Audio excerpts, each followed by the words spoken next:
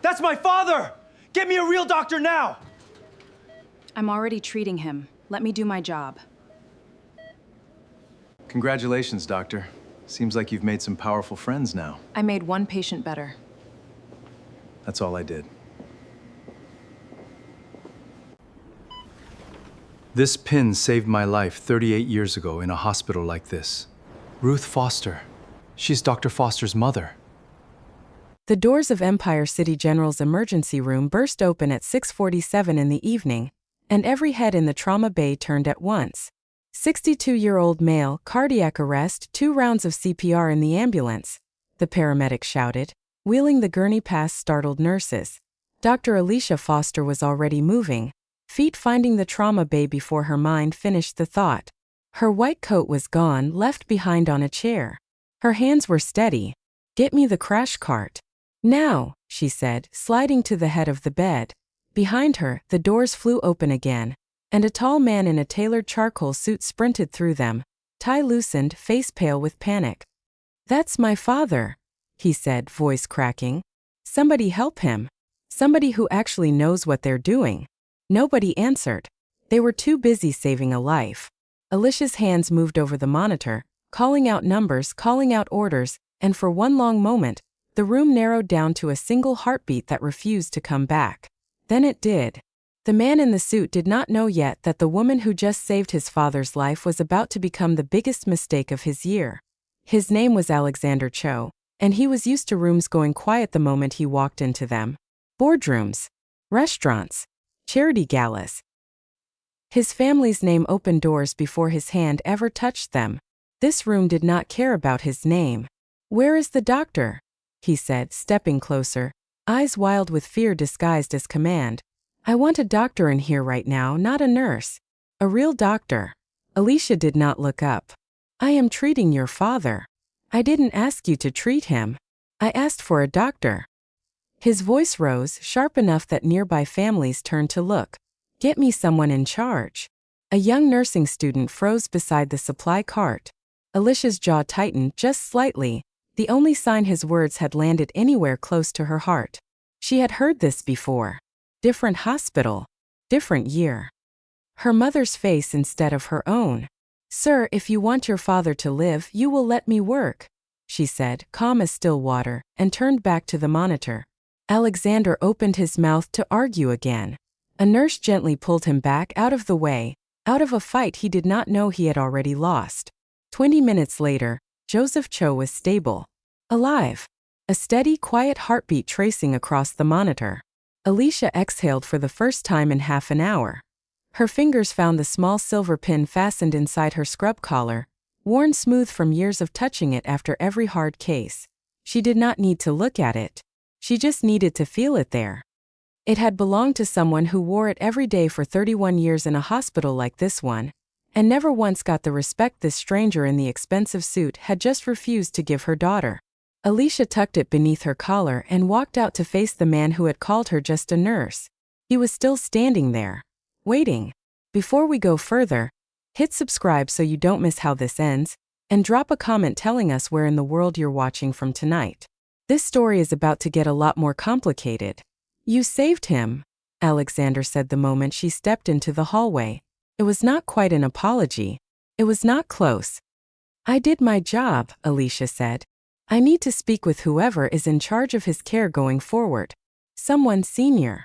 Right on cue, Dr. Patricia Nguyen, Chief of Emergency Medicine, walked up beside them.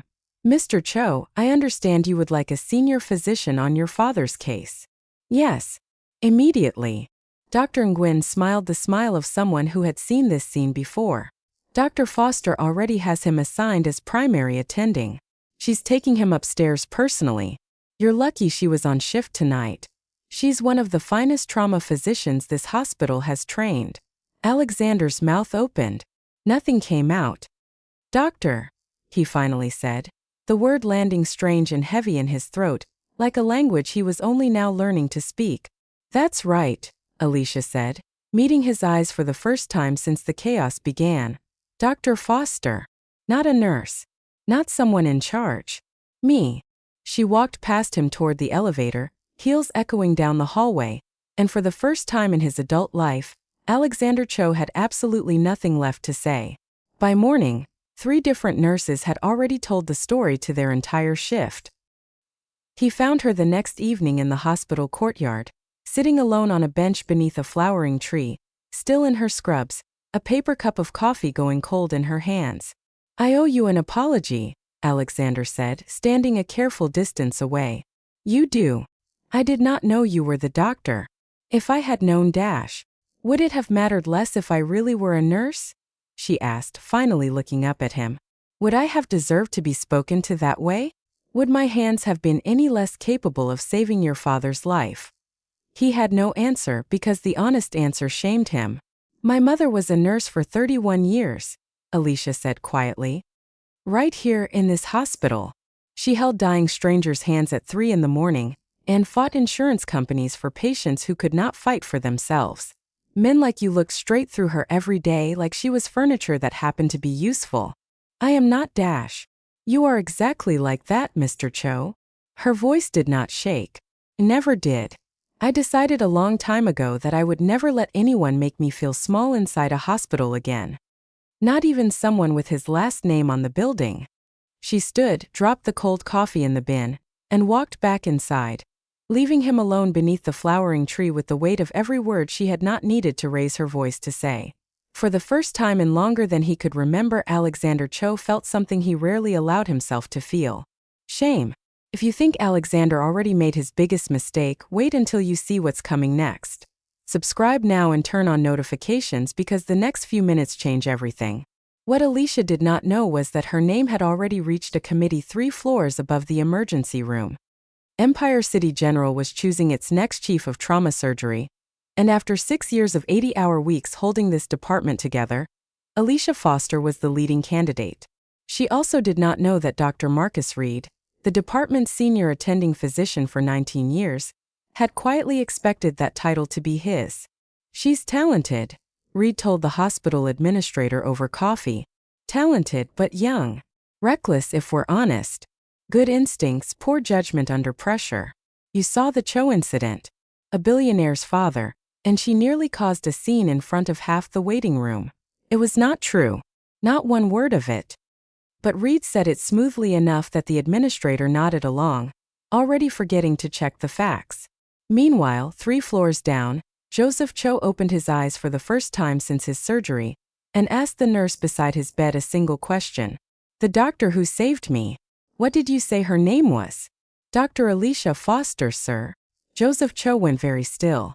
His eyes drifted to a small silver clip pinned inside his gown pocket, one a nurse had found on the floor near his bed and kept safe for him. "Foster," he whispered. "It cannot be."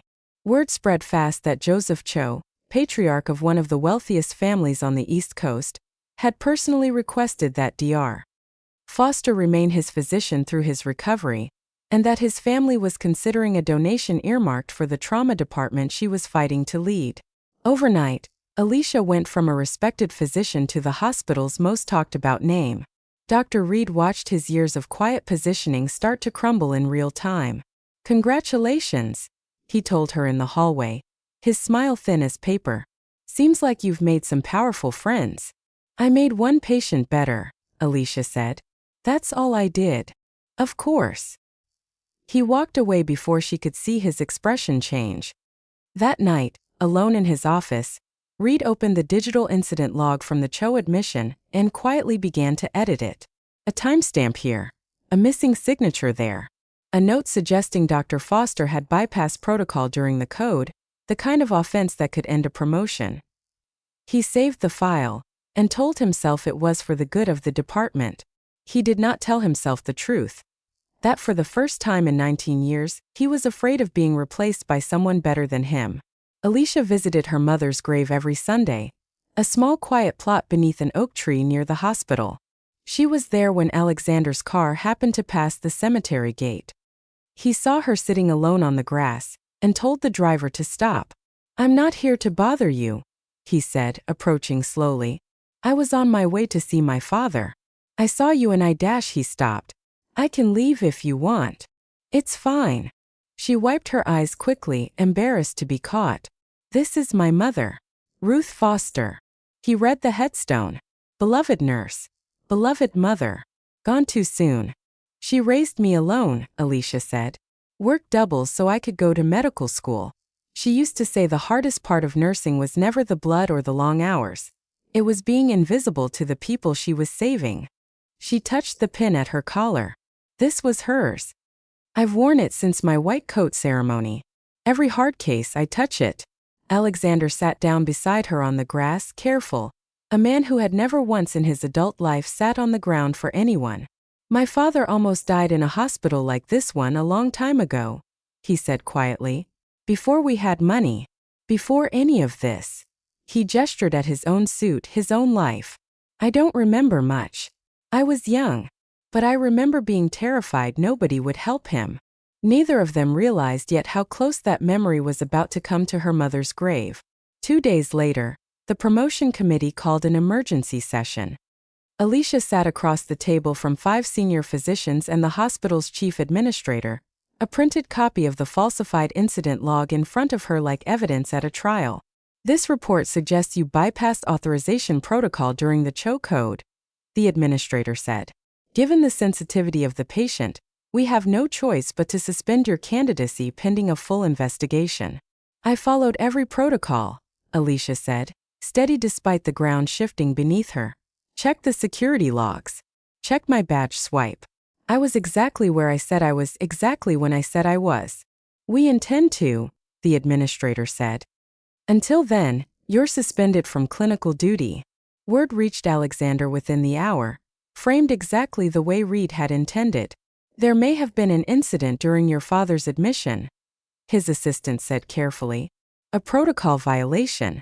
The hospital is investigating Dr. Foster.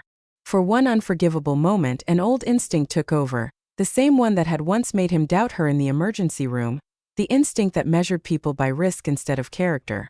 Keep me updated, Alexander said, and did not call her. Alicia noticed. Of course she noticed. I thought you finally saw me, she said quietly to an empty hospital room, and went home alone.